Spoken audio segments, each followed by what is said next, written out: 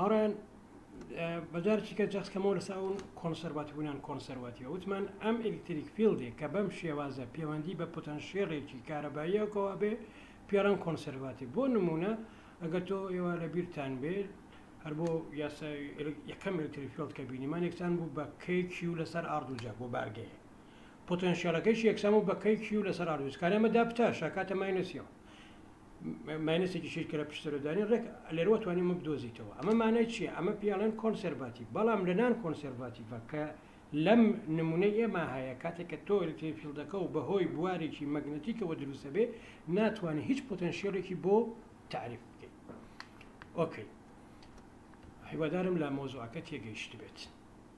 ئێستەکانێ بینە سەر ئەم میسالە لەم میسالە کە هەمانە ئین بڵێن مەگنەتیک فیلدەکە بە پێی تایم هەرەوەیە کە پێشتر باسمان کردەوە بەس مەگنەتیک بە پێی تایماوە گۆڕە ڕەدیوسەکەی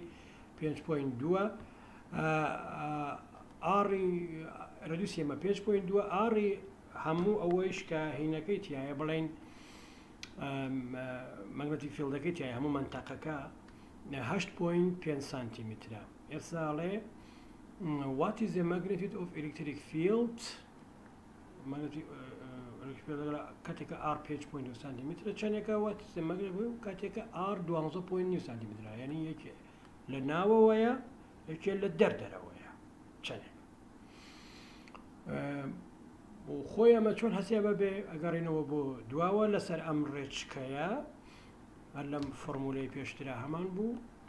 ئی 2PR یەکسانە بە ئپسیلۆن ئەوە بەکارەوی ئۆکۆوی ئپسیلۆن یەکسانە بە ماینەس دی فی لەسەر دیتی ئەوە بەکارهێنی ئەوەتە ئی 2PR یەکسانە بە ماینەس دی فی بی لەسەر دیتی. فیەکەی تۆ یەکسانە بە چەند بە بی کەڕەتی ڕووبەرەکەت ئاردوجا کۆتمانە لێرە ئاردوجاکەیە. ئۆکەی ئەکاتە ئەمە و ئی 2PR ئەکاتە ماینەس تەبعاً بە پێی ئەکاتە ئی 2PR ئەکاتە ئەوکە دای بتاشین ماینەسێک لێرە دێتە ئێرە کاتە ماینەس پی ئاردوجا دیبی بە دیتی دیبی بە دیتیمان هەیە دایەنەی ئەمانش پێکە لەگەڵ پێکارڕوە کاتە یەک لەسەر دوو ئاڕەکەمان چەندێکە 5.2 لە کۆتاییە 5.2 سانتیمترێکین بە متر کاتە 3.4 متر میلی ڤۆڵت لەسەر متر. لە کەیسێکی ترە کە ئاڕەکەی تۆ گەورەترە لە ئار یعنی ئەمەی 12 سانتیمترە بیەکەی تۆ فلۆکسەکەی تۆ یەکسانە بە چەند فلۆکسەکەی تۆ بەس لە منتەقا هەیە لێران نییە بەڵام بەکاتە چەند BPR2 باشە کابوو ئی یەکاتە 2PR ماینەس DPB DR بەس بیەکەی تۆ ڕوبەرەکە ئەڕۆ خۆیەتی دیبی بە دیتی یەکاتە چەند ئەم ئاڕێتە لەگەڵ ئاڕە سادە نابێتەوە کاتە دیتی لەسەر R2 لەسەر R ڕەدیوسی هەموو ئەو منتەقەکە مەگنەتیک فیلدی تایە 8.5 سانتیمترە ئەوە 8.5 سانتیمتر دووجایەکەیتەوە تەبعاً بەڵام ئەو ڕەدیوسە کە لە دەرەوەی ئەوەیە کاتە ئەمە لێرە کەیسە حەسێبی 12 سانتیمتر حەسێبی کاتە ئەمەی کە لێرای بینین 3.8 میلی ڤۆڵت لەسەر متر. سیرکە تۆ گۆڕانکاری مەگنەتیک فیلدەکەت لە منتەقەیەکایە بەڵام ئەلکتریک فیلدەکە لە شوێنێکی ترایە لە شوێنێکی تری دروستە بێت لە هەموو فەزا دروستە بێت هەنی لە شوێنێکە تۆ مەگنەتیک فیلدە گۆڕی لە هەموو گردونە بووی بەهۆی ئەلکتریک فیلد دروستە بێت ئەتر زەعیفترە بەڵام دروستە بێت لە هەموو شوێنەکە ئەبی بەهۆی ئەوەوەکە ئەلکتریک فیلد دروست بێت و هەر ئەوەیە کە مەسەلەن تۆ وەختێکە